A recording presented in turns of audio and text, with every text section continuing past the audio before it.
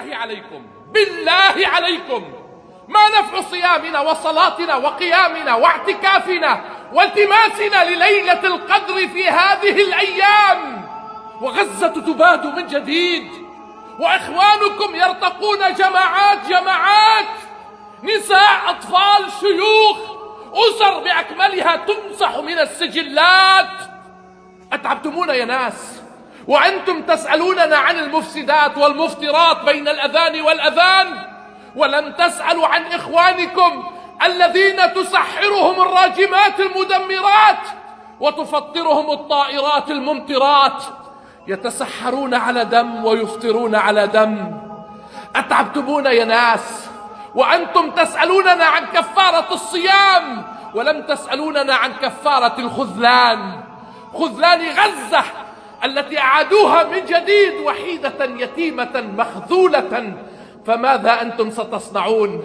لربكم ماذا ستقولون؟ اللهم اعتقنا من النار، كيف سيخرجكم منها وقد تركتم إخوانكم بها؟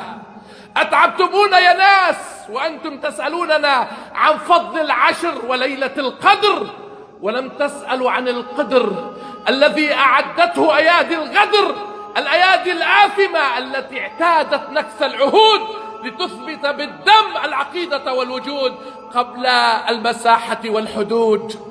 أتعبتمونا يا ناس، وأنتم تنافقون وتحتفلون بيوم الأم والطفل ولم تروا هناك محرقة الأمهات والأطفال. أتعبتمونا يا ناس، وأنتم تسألوننا عن الآخرة ولم تسألوا عن أوسع أبوابها. واعتصموا بحبل الله جميعا ولا تفرقوا. أين هذا الاعتصام؟ أين هذا التراحم والتكاتف؟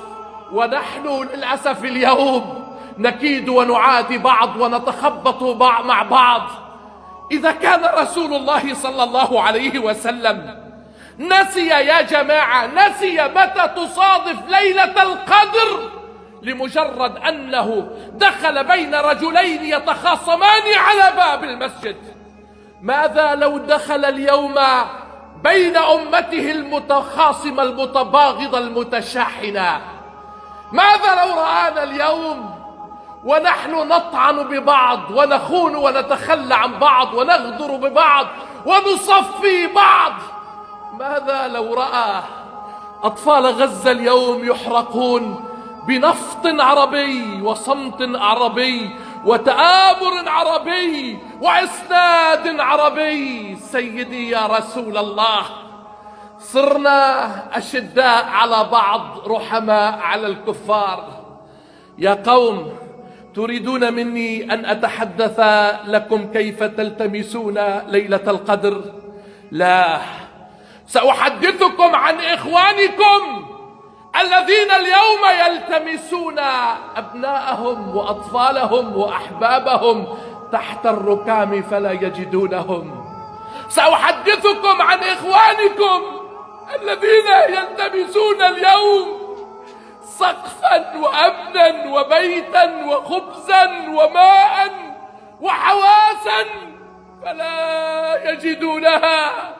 سأحدثكم اليوم عن إخوانكم الذين يلتمسون رجلا شريفا واحدا، رئيسا أو حاكما أو عالما يدافع عن حقهم ويبكي لمأساتهم فلا يجدون. لك الله يا غزة، أفلا نخجل أن نقول مع ختام هذا الشهر اللهم تقبل منا الصلاة والصيام والقيام؟ كيف؟